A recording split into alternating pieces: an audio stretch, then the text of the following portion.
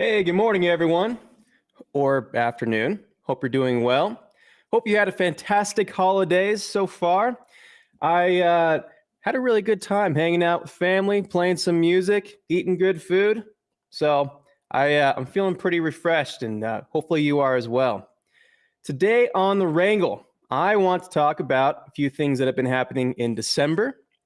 And there's been actually a lot of things happening in the industry this December that are pretty interesting. And on top of that, we'll do some art reviews towards the very end. So let me share my screen. We'll go right here. And to start things off in the holiday season, we have a new Houdini-powered Christmas wreath generator. This was generated by artist Ekateria, right? Ekaternia Surikova. Sorry for the pronunciation there. But this is really cool. And there's actually a hip file that you can check out with how this was all built. So I'll go ahead and paste this name in here. You can look it up if you want. This was a really cool looking project for all you Houdini users out there. Check out this hip file. I don't know. I always find I have a huge library of hip files that I like to go through of stuff that people make, and this is a pretty good one. So anyway, just want to let you know about that. Also, to start things off, let's talk about the metaverse. Intel VP says we are years away from the metaverse. And the big block, according to Intel VP, has to do with just raw processing power. If they want this thing to look good and they want metaverse to support everything that it wants to support, we need 1,000 times increase in computational efficiency from today's state-of-the-art technology, I guess. The sentence kind of ends there, but basically put, in order to make this look really awesome, like what you see in their teasers, yeah, we need like 1,000 times more powerful computers. And, you know, just in general with Meta, maybe I'm just getting old, or maybe I just haven't looked into this enough yet, but I just don't really understand what exactly it's trying to do. I mean, yes, I know it's trying to become a replacement for all social media. The idea being that you would put on some VR headsets, and that's how you would engage with social media. I understand that, but I just don't know how they plan on getting people to spend their lives on this platform. I mean, if you think about it, it's kind of what a MMO RPG already does for a lot of folks, right? They're kind of competing in that same space where you have someone who spends hours and hours and hours of their time, practically all the time on the computer. And I just don't know if the appeal of social media is going to outpace all the developments that have been made in the MMO space. But I don't know. What do you think? We are live here, so if you want to drop feedback or comment or questions on the chat, I'm reading that as we go. But that's kind of a block here to the metaverse. We'll see if it ends up being a hit or not, I suppose. But either way, you could definitely say that this is far into the future.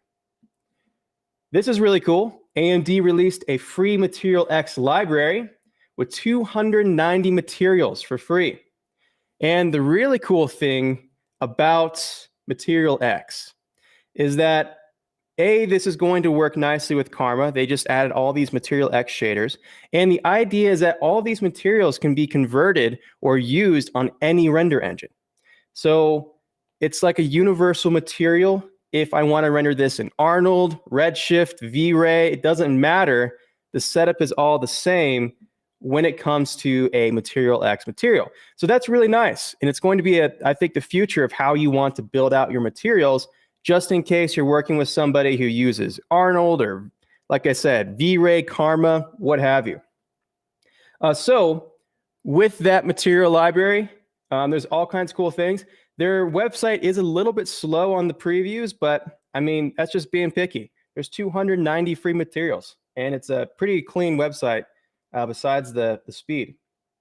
So something to check out. Let's see here.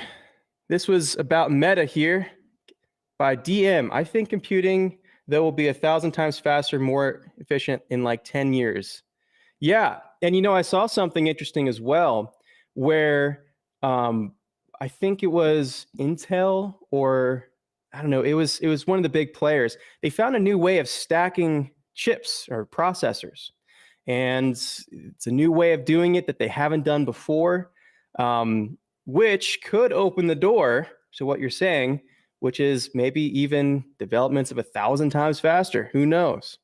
At a certain point, I just wonder if we ever hit the wall of what's actually possible. I mean, if we're getting down to the atomic level of a transistor, right? Then, I mean, how much further can you go than that? I guess we'll see. This is about MaterialX by CE or Sepwin. That's huge. Material limits switching between renderers once you have a project that has been set up with a given renderer material. Yeah, and that's why it's super cool. Before I was doing Houdini, I was working as a shading and texture artist. And I could tell you for sure that the whole, jumping between render engines was a big hassle, because it takes away the ability to just do the drag and drop workflow that you see all the time in tech demos. But in reality, if you're freelancing or if you're trying to work on various projects, it just doesn't come together because of that. So hopefully, yeah, MaterialX catches on. I think it's going to be a good thing. All right. Well, next up here, we have Megascans trees revealed. And in this cool little teaser video, they talk about the process. They talk about how they want to go beyond just doing a photo scan of a tree trunk. We've all seen that one before. It's cool. I mean, you could take a tree trunk and make like a little gnome house out of it or something like that. But what's cool about this is that they actually went through and made an entire tree. I don't know if this is going to represent a replacement for SpeedTree. If you have a project that requires the tree to go in a very specific direction or, take on a very specific shape, I don't think you can get that with this Megascans. But if you have Megascans, then it comes with it. And for many situations, that convenience is just really nice. Plus, they look really good. It appears to come with wind, and it also has the ability in the shader to change what season you'd like out of it. So something to check out if you guys have Megascans. Let's see here. NVIDIA's new model for multimodal conditional image synthesis. If you guys haven't seen this video before, this is really, really cool. See if I can play it here, and I'll show you guys what this does. So basically, you sketch out an outline of what you want, and it uses AI. It uses the neuro imaging, or not neuro imaging, the deep learning algorithms to figure out your little doodle and then make a sketch. So hopefully you guys can see that playing right now. But what's cool about this new development is that you can label different sections. And if you want to change it from a rock to a cliffside or something like that, you can actually just say cliff instead of rock. Or yeah, here we go. You have mountain right there, and it will change it up. So it's really cool to be able to tag it like that now. This isn't really practical, I'd say, for a 3D artist, but this is really practical, I think, for concept artists, because it just represents a really fast way of getting something sketched out. So that's really cool. Also, let's talk about acquisitions, because on the business side of things this month, it was a busy, busy month. Valkyrie Entertainment joins the Sony family. Valkyrie helps with the God of War series, so that's pretty big. So they got acquired by Sony, and this studio was originally founded in 2002, and it's primarily known as a support studio that has helped the development of Infamous 2, Twisted Metal, God of War, and the upcoming God of War. And yeah, something to keep an eye on. What I've noticed in general with December, and just over the past few months, is just across all industry, there is a ton of acquisitions happening right now. And I think it's for a variety of reasons. One thing that I try to do is in my spare time, watch some macroeconomic videos, try to keep up to date with what's happening on the business side of things, I guess, in the world. But what's happening a lot now is that companies want to diversify their portfolios. They want to have, let's say, a studio that's geopolitically different than what they currently have. And it makes sense, right? If you're Sony and let's say you have country XYZ that goes on crazy lockdowns, it's nice to have a studio in another country where maybe they don't have the lockdowns and you don't have to worry about it and you could stay up and running. The geopolitical diversification is becoming really, really appealing for many studios. And I think as well, subsidies are generally going towards larger and larger companies. So if you can try to consolidate your portfolio and become bigger and bigger as a company, I think that's also lending itself to being able to qualify for some of these government subsidies. So I think that's what's happening with a lot of these acquisitions. The big one this month was Maxon joining Zbrush. There's been a lot of fuss over this particular acquisition this month. But yes, Maxon is buying out Zbrush. A lot of people are very upset about this because if you guys have been using Zbrush for a while, Zbrush or Pixelogic, they typically include a new release as part of your initial purchase. So if you bought this back in 2010, or Zbrush back in 2010, from my understanding, for a long time, you were getting the new version of Zbrush every single year without paying an extra dime. Well, for one, I know people are upset because that's probably going to go away at some point with Maxon. They'll probably do what they did with, I think it was Redshift. When Maxon bought them for about a month, everything stayed the same. And then they started changing up the policies with more expensive subscriptions and things like that. But with Zbrush here, it's probably going to follow the same suit. You're probably going to have to pay more money for Zbrush. It's probably going to be more of a subscription-based thing. I'm going to take a controversial opinion about this acquisition and say that this might actually be a really good thing because Zbrush, in my opinion, has been cursed with a terrible interface layout that's just not consistent across any other 3D app. Yes, you can learn it eventually, but it's very, very quirky. It's almost trying to be too intuitive at times. It's like, to get to a hotkey, you got to flick your mouse right, press space bar and do a backflip or something, right? I mean, it's just their interface is weird, and it could really use an overhaul or a redesign, in my opinion. So I hope that Maxon uses this as an opportunity to fix up some of the rough corners of Zbrush that have been around for a long time that have just been stuck. And I don't know. We'll see. I know people are upset about the potential of it being more expensive, more subscription-based, but I kind of wonder how sustainable that original business model was anyway. I mean, how many products do you buy that get updated every single year for free? It's just not, I really have no idea how they made money doing that anyway. So anyway, I think this could be a good thing. It could be bad. Who knows? I mean, at least Adobe didn't buy Zbrush. I think that would have been more disastrous, let's be honest. But yeah, we'll see what happens. Okay, and the last bit of news, if you haven't seen, is that Blender 3 is released. And I always think it's a good idea for everyone to keep an eye on what Blender's doing, because the rate at which Blender has been improving has been beyond any other 3D application, in my opinion, for the past year or two. They are really just, every single release, just killing it.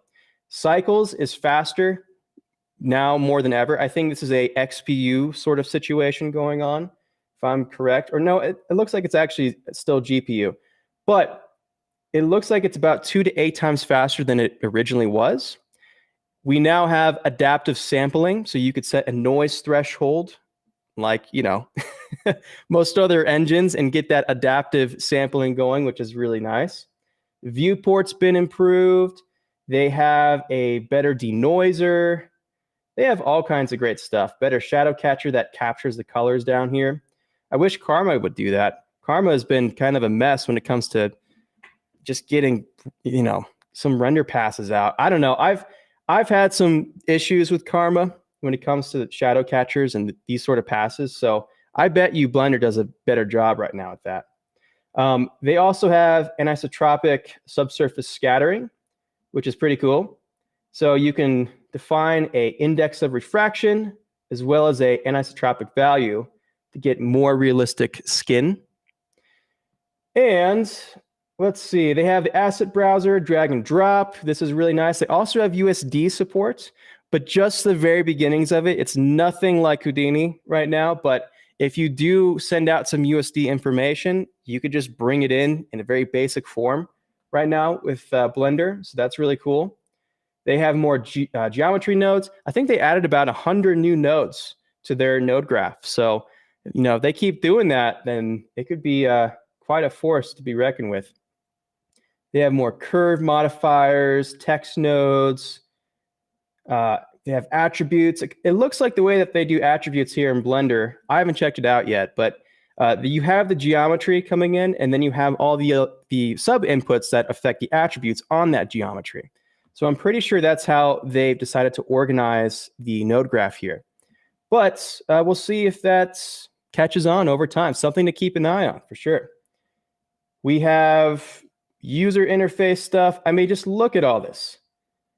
This is one release. And I think Blender 2 came out not that long ago. I think it was, maybe a couple years ago that Blender 2 happened. So this is a lot of progress in a very short period of time. And it's looking really, really cool. So something to check out if you haven't. Let's see here. Okay, well, I think that about does it for some of the main news headlines for right now. I want to switch over to some art reviews. We'll talk about some of the stuff here in the side effects gallery. I'll be really picky about certain things, and we'll kind of go from there. So it looks like this first one is a render from League of Legends. Now, I don't know if Axis Studios released this as a kind of teaser image, like a hero image, or if this was just a screenshot that was taken. But let's go over some constructive critique, what's cool, what's not cool, and we'll just kind of do that. So with this image, it's cool to have this dramatic pose going on. My biggest critique on the whole thing is that, yes, we kind of have two little splotches of light right here, but it's just not heroic enough, in my opinion. The textures are really cool. I do love the stylization. The nice thing about being stylized is that you can make your own rules for the most part. And it looks like they have enough detail to be getting away with everything. But, if I was trying to light this thing, I think it makes a whole lot more sense to light coming from the upper right, going down, getting more contrast along your characters. Maybe give yourself a rim that kind of follows the direction of the face. So you might have a contrast of dark around here with light around the edges. And yes, you do have two colored lights, but the way that it was colored was through volumetric scattering. And it looks a lot better to not wash out all of your tonal contrast, and instead just to actually have lights of like daytime breaking through the left-hand side and maybe a dark cloudy light hitting everything on the right-hand side. So if I was to give this a lot of critique, if I was to be picky about it, I would say those moves would be good for lighting. We also have this beautiful piece, which was done by Armin Lotfi. And if you guys haven't checked out Armin's work yet, he also makes fantastic tutorials. He's been releasing some really great Redshift stuff lately. I'm a big fan of his teaching style. I'm a big fan of his work. And yeah, so let's check out the Alien Souvenir series.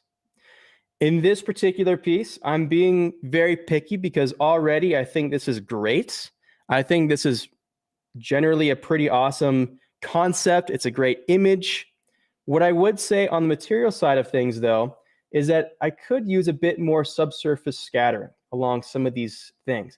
This might be a stylistic choice, but right now it kind of feels like these alien plants were painted with like acrylic paint or something. Like you almost took like a paintbrush on a miniature and you painted that out. That again could be intentional. It definitely makes it feel more alien, more something that you're not used to seeing. But to have some subsurface scattering would be nice because then we get more of this backlighting. I think we do have subsurface scattering, but based off of this glow along here.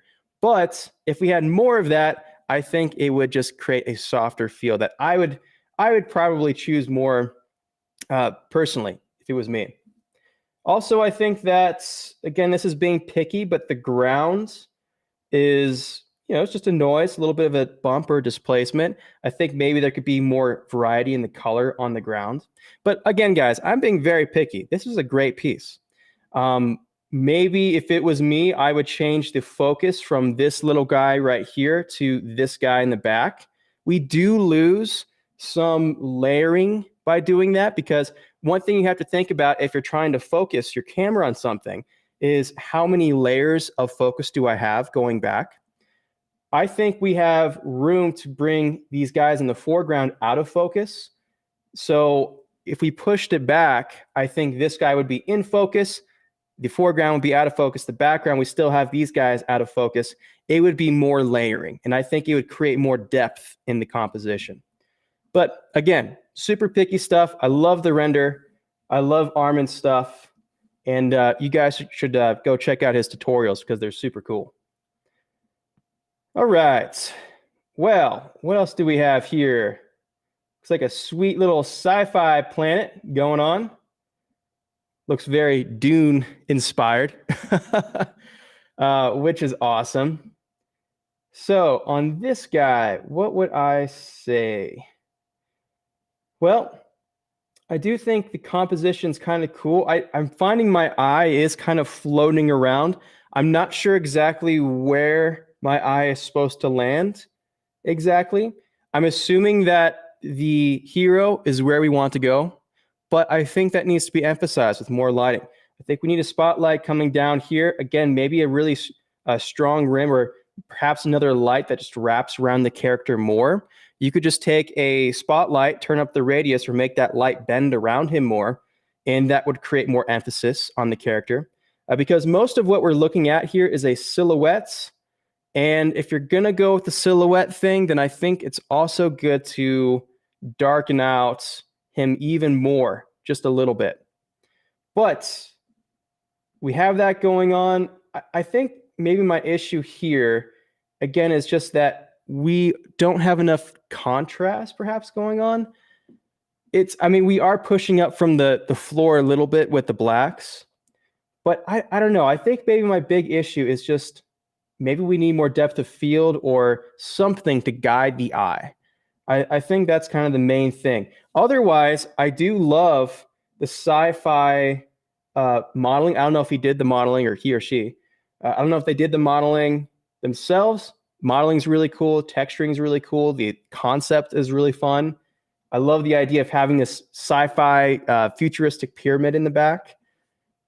Yeah, it's a cool piece, and I dig it. I think that this was pretty well done. Yeah, so that was by Samuri Mako. Samuri Mako. I think something like that. And let's do just one more here. One more little art critique, and we'll call it a day. This is League of Legends Sentinels of Light 2021. And what do you guys think about this one? I think that the expressions are kind of cool, but this whole like cat eye thing it feels kind of alien. I don't know. It feels like, when you take a picture in Photoshop and you try to brighten people's eyes and it turns into like aliens. That's kind of what I'm getting here a little bit.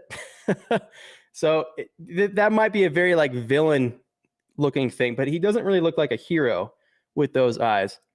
Again, being picky. I'm just kind of shooting off the cuff here. Again, on the lighting, I guess it's nice to have this rim kind of like define the edges here, and we do have a lot of depth. Notice how the light hits his shoulder. So it's not just a rim, but it's a spotlight that kind of wraps around. I think that's really important. If you guys are ever lighting something, have your rim, but then also have something that wraps around on a certain side of that character. I think it actually goes a pretty long way to helping define the form. The texturing is super cool. I love the hand-painted style that's going on. The models are really cool. Yeah, in general, this is nice. I would maybe like to see a little bit more separation from the background. I think that would add more depth. And I really don't know what's happening in the background either. It might be better to define that background to add more complexity to this render. But again, cool stuff. Love the style. Love the characters. If it's a hero shot that they were trying to advertise with, that's when I would be picky about that kind of stuff. But otherwise, if it's just a screenshot, then that's pretty great. Okay, well, that is a lot of fun things for your Monday morning or afternoon. Let's see, I haven't been keeping up on the comments here. But yeah, it looks like DM, you had some stuff that was talking about the stacking here with Intel or something like that. Optical computers, yeah, like 100 times optical computers now public. And graphene stuff is so much cool. Yeah, actually, I have a buddy of mine who's working on kind of graphene stuff. And that's pretty, promising, especially if we're having silicon shortages. Having a variety of materials to work with would be nice for the market. Anyway, I'm going to leave it at that. I hope you guys have a fantastic week. Hope you guys have a great New Year's. Oh, and then lastly, what I'm doing at CG Forge right now is finishing up Pyro 3. This is the course that never ends, but it is going to end soon. I have about 75 or so videos that I've made for Pyro 3. It's going to be one of the biggest and most comprehensive Pyro courses ever made. I can promise you that because I've been working on this for months.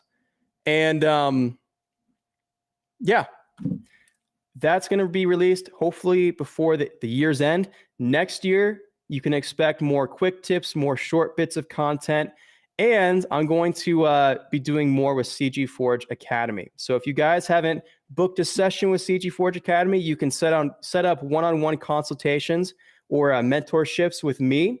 I find that having that one-on-one experience is really just a huge deal if you want to actually get good at Houdini, because it's all about the things you want to improve on. And I help you out individually with that on CG Forge Academy. So check it out if you haven't seen that yet. And hope you guys have a fantastic day. See you next time.